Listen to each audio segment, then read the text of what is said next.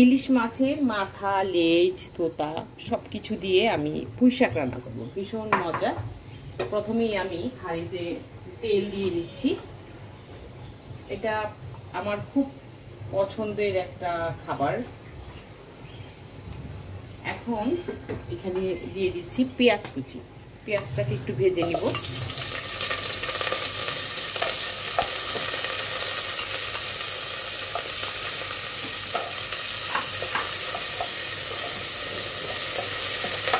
একটু লবণ দিয়ে দিই, তাহলে তেল ছিটাটা কম হবে। স্বাদ মতো লবণ দিয়ে দিলাম।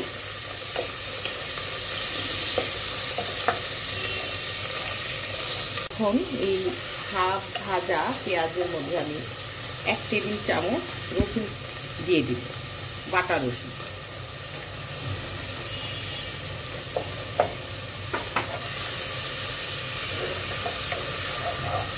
আর এই তরকারিটাতে আপনার আদা বাটা এসব লাগে না, খুব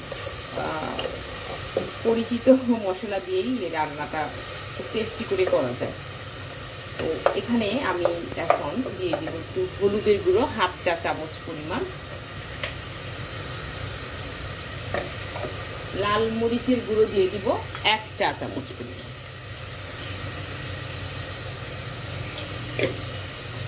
আর এই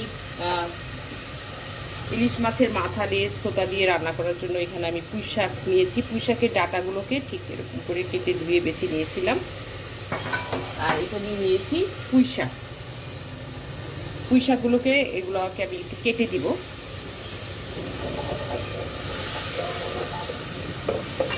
তার আগে আমি একটা কাজ করব, সেখানে আমি যে ইলিশ মাছের মাথা, লেজটা দিয়ে দিচ্ছি। একটু কষিয়ে নিব। আসলে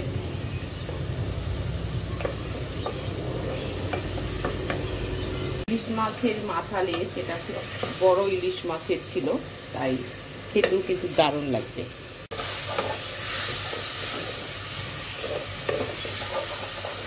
এখানে একটু সামান্য পরিমাণ পানি দিয়ে দিব।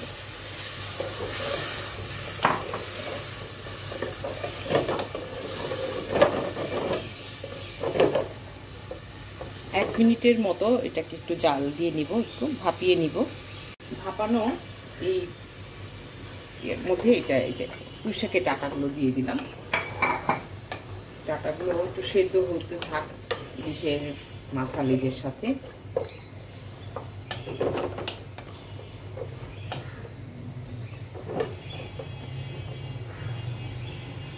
দিয়ে দিলাম। শাকগুলোকে একটু কেটে দিচ্ছি।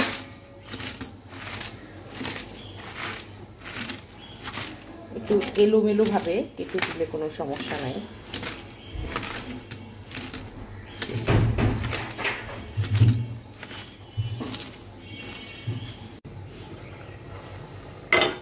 এখন এই যে ইলিশ মাছের থোতা, মাথা এগুলো আছে, এগুলো একটা বাটিতে তুলে নিচ্ছি, কারণ ভেঙে যাবে। আমি প্রথমেই এই যে পুঁই শাকের যে ডাঁটাগুলো দিয়েছি এগুলাকে আমি সেদ্ধ করে নেব, তাই এটা আমি একটু উঠিয়ে নিলাম। ইলিশ মাছের মাথা, লেজগুলো এই ডাঁটাটার মধ্যে এখন আমি পুঁই শাকগুলো দিয়ে দিব।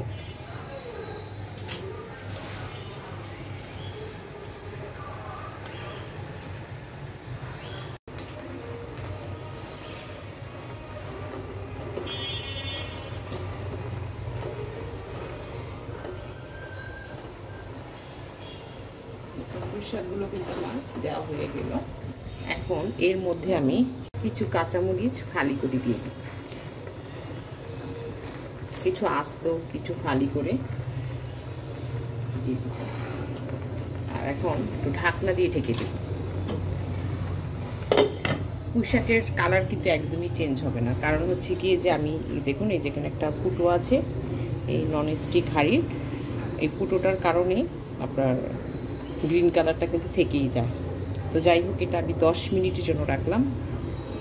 শাকের নিচে যে আমি ডাঁটাগুলো দিয়েছি সেই ডাঁটাগুলো শাকের চাপা পড়ে ভাপে সেদ্ধ হয়ে যাবে খুব সহজেই।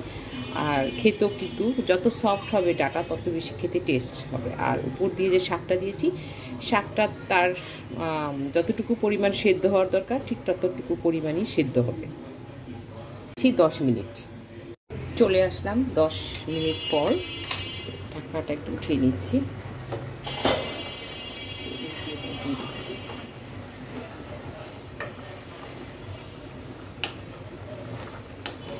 ডাটাগুলো মোটামুটি সিদ্ধ হয়েছে, শাক এবং ডাটা একসাথে এখন বাকিটা সিদ্ধ হয়ে যাবে।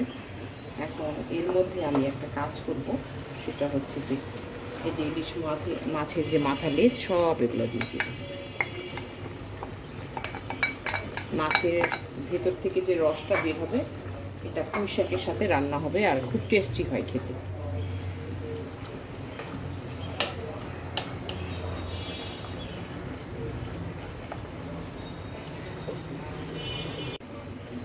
আমি এখানে আরও কিছু আস্ত গোটা কাঁচামরিচ দিয়ে দিব।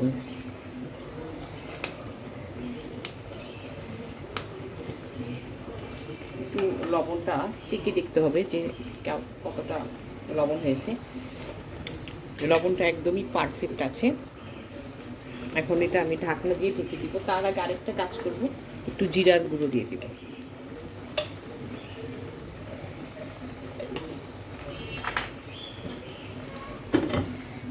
আরও 10 মিনিটের জন্য আসলাম। আরও 10 মিনিট পর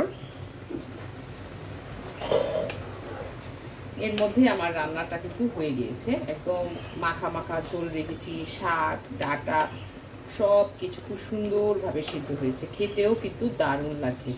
আমরা আসলে পুঁই শাক দিয়ে ইলিশ মাছের মাথা লেজ থোতা দিয়ে ঠিকইভাবে রান্না করে থাকি, আর এতটাই মজা হয়। এটা হচ্ছে বর্ষাকালের রান্না। বর্ষাকালে এই ইলিশ উঠে বাজারে প্রচুর পরিমাণে, আর এই ইলিশটাকে আমরা নানানভাবে খেয়ে থাকি। ইলিশের টুকরোগুলোকে ইলিশ পোলাও করি, সর্ষে ইলিশ করি, ঝোল ইলিশ করি, ফ্রাই করে খাই, আর যে থোতা লেজগুলো থাকে সেটা দিয়ে আমরা কখনো কচু শাক দিয়ে, কখনো পুঁই শাক দিয়ে, কখনো লাউ শাক দিয়ে বিভিন্নভাবে রান্না করে খেয়ে থাকি, কারণ এতটাই মজা। আসলে এই সিজনে এটা খাওয়ার যে মজা এটা সারা বছর আমরা পাই না। তো আমার রান্না কিন্তু শেষ। তো রান্না শেষ করার আগে সবার কাছে আমি আসলে একটু বিদায় নিয়ে নিচ্ছি। সবাই আমাকে কমেন্টস করে জানাবেন যে আমার এই ভিডিওটি কেমন হয়েছে, রান্নাটা রেসিপিটা কেমন লেগেছে। এটা একদম আমাদের খাস বাঙালিয়ানা দেশীয় খাবার। আসলে আমাদের দেশীয় খাবারের উপরে কোনো খাবারই হয় না, আমরা যত যাই কিছুই খাই না কেন, সবার আগে হচ্ছে প্রাধান্য দিতে হবে আমাদের এই দেশীয় খাবারগুলোকে। তো যাই হোক, আমার ভিডিওটি কেমন লাগলো সেটি জানিয়ে অবশ্যই কমেন্টস করবেন, আর অন্যদের সঙ্গে বেশি বেশি করে শেয়ার করবেন।